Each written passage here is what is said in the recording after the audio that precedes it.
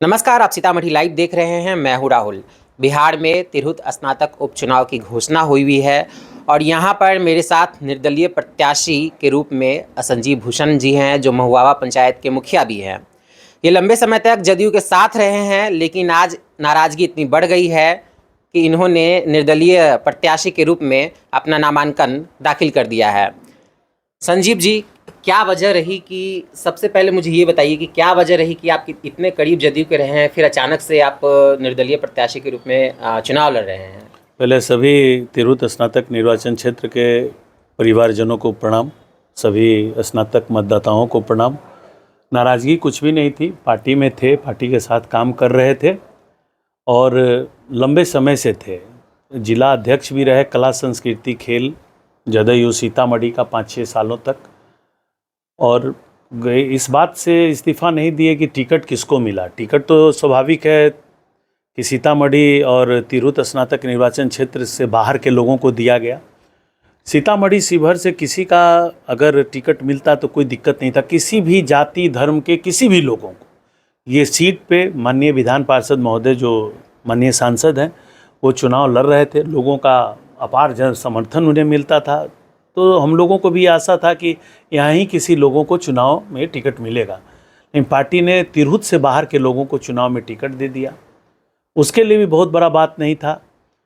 Party ने किसी से पूछा ही नहीं, कुछ कोई सर्वे नहीं, कुछ भी नहीं, बस ऊपर से ले आकर के एक बैठा दिया गया। तो हम लोगों ने कहा कि जब दरी बिछाना और जब पानी पिलाना ही तो सिर्फ कार्यकर्ताओं का काम नहीं है, पार्टी से इस्तीफा दे दिया।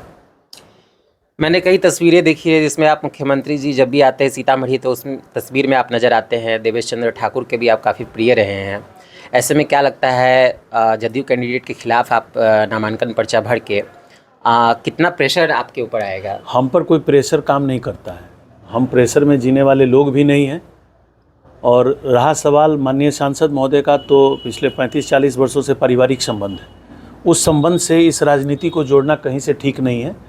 और 4 घर बाद उनका घर है, 4 घर बाद मेरा है। बचपन से हम लोग यहाँ आ गए और उनका निवास है, पारिवारिक संबंध रहा है। पारिवारिक संबंध और राजनीतिक संबंध दोनों ही एक अलग होते हैं। हम लोगों ने भी जम के मदद किया था, हमारे जाति के लोगों ने जम के मदद किया था। लोकसभा चुनाव में वो परिणाम बताता है, उसके लिए किसी के सर्टिफिकेट की आवश्यकता नहीं है। लेकिन हम लोगों के साथ क्या हुआ वो आप देख लीजिए। चुनाव को लेकर के किस तरह की तैयारी है? क्या लग रहा है कि कितना इस बार कड़ा मुकाबला होने वाला है, क्योंकि कैंडिडेट्स की संख्या है वो बढ़ती जा रही है, तेज़ी से बढ़ रही है? कोई कड़ा मुकाबला नहीं है, ये प्रबुद्ध लोगों का चुनाव है, ये मुद्दों पर आधारित चुनाव है। स्नातक जो वोटर होते हैं वो रुपये पर नहीं बिकते हैं, वो मानसिकता उनका बन चुका है कि हमको वोट किसको देना है।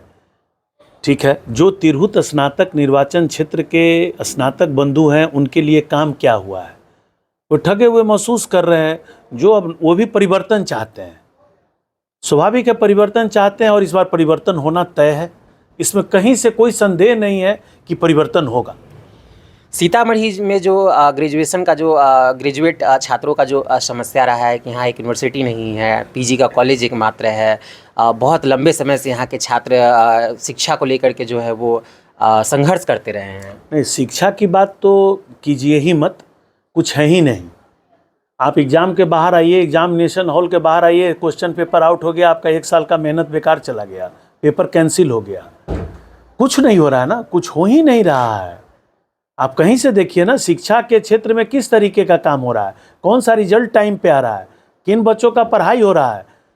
आप देखिए सही से, क्या मैनेजमेंट कॉलेज है, मैनेजमेंट में क्या पढ़ाई हो रही है वो देखिए, कहीं कुछ भी नहीं हो रही है। ये सब कहने सुनने की बात है। यहाँ सिर्फ और सिर्फ शिक्षकों को प्रताड़ित किया जा रहा है। माननीय मुख्यमंत्री जी ने कहा था कि 10 बजे से 4 बजे तक होगा, सदन के पटल में कहा था। जब माननीय मुख्यमंत्री जी के बात कहीं लोग वैल्यू नहीं कर रहे हैं, शिक्षा मंत्री और प्रधान सचिव, आम आदमी के बातों का क्या वैल्यू है? 3:30 बजे बच्चा चला जा रहा है, स्कूल खुला हुआ है। शिक्षा की कोई नीति नहीं है।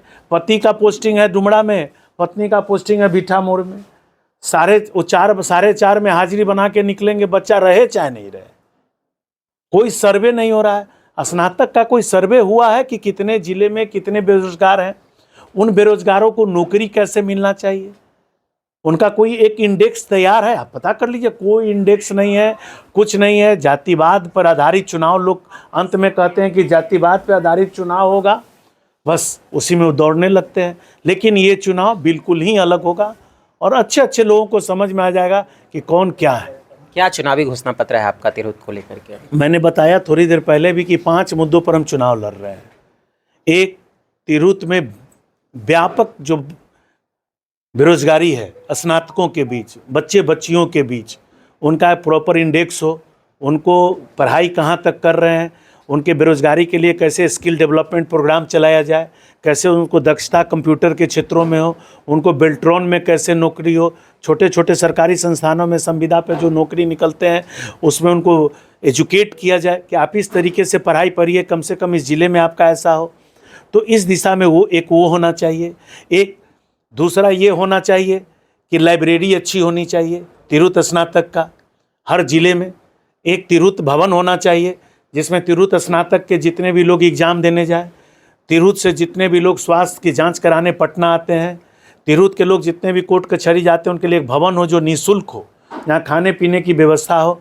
आप सेवा के भाव से देखिए, लूटने के भाव से मत देखिए, ठीक है। शिक्षकों का एक शिक्षक भवन हर जिले में हो, सभी जिलों में एक शिक्षक संघ का भवन हो हर शिक्षकों के लिए, वहाँ टीवी हो, बिछावन हो। शिक्षकों को तालिबानी रूप से मत देखिए, शिक्षक गुरु होते हैं, गुरु के नज़रिए से देखिए।